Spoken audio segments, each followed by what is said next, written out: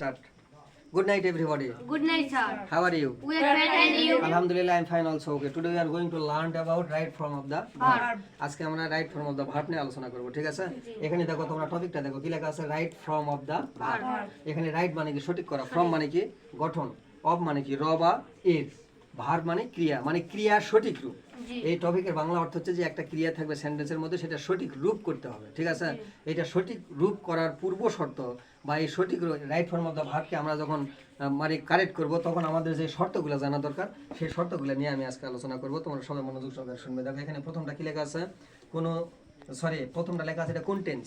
আমরা যখন right form of the verb করব, এটা সেন্টেন্স আকারে থাক আর প্রেজেন্স আকারে থাক, তখন আমাদের খেয়াল করতে হবে কি যে এটা কোন tense, present tense, past tense, future tense, continuous tense না পারফেক্ট টেন্স। ওকে, আচ্ছা তারপরটা দেখো কি লেখা আছে, মানে এই সেন্টেন্সের মধ্যে যে ভার্বটা আছে, এটা একটা ভার্ব আছে না একাধিক ভার্ব আছে, এটা খেয়াল করতে হবে। দ্বিতীয় নাম্বার কথা, যদি অ্যাক্টিভ ভার্ব থাকে তখন আমার খেয়াল করতে হবে এটা অ্যাক্টিভ নাকি প্যাসিভ, ঠিক আছে?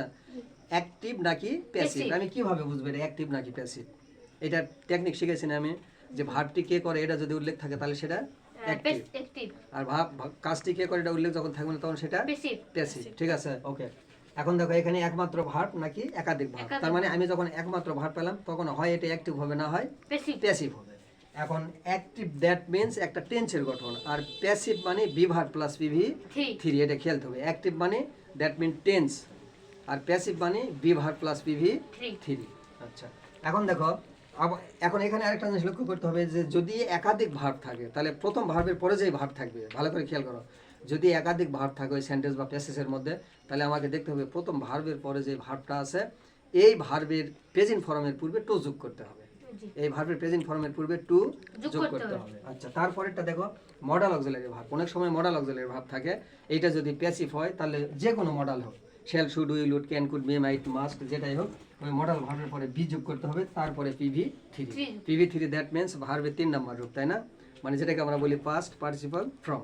তো আবার লক্ষ্য করো, দেখো পূর্ব শর্ত মানে right form of the verb আমি যখন করতে যাবো, এর পূর্ব শর্ত কয়টা? এখানে 5টা লেখা আছে, তাই না? এক নম্বরে কি লেখা আছে, এটা কোন টেন্স, মানে আমাকে এট ফার্স্ট ফাইন্ড আউট করতে হবে এটা কোন টেন্স। তারপরে কি করতে হবে, এই যেটা প্যাসেজ মানে প্যাসেজ আকারে থাকে আর সেন্টেন্স আকারে থাকে, এখানে দেখতে হবে ওখানে একটা ভার্ব আছে না একাধিক ভার্ব আছে, ঠিক আছে? একটা থাকলে একটা নিয়ম আর একাধিক থাকলে আরেকটা নিয়ম। আচ্ছা, তারপরে দেখো এখানে এই যে মডেল অক্সিলারি ভার্ব আছে, তাই না? মডেল অক্সিলারি ভার্ব যখন থাকবে এটা যদি প্যাসিভ হয়, যে কোনো মডেল অক্সিলারি ভার্বের পরে বি হবে, তারপরে পিভি থ্রি। তো dear learner, I hope that today's topic is clear to you, ঠিক আছে? If you like my class or video, please like, comment and share. This is all for today. Goodbye and Allah Hafiz.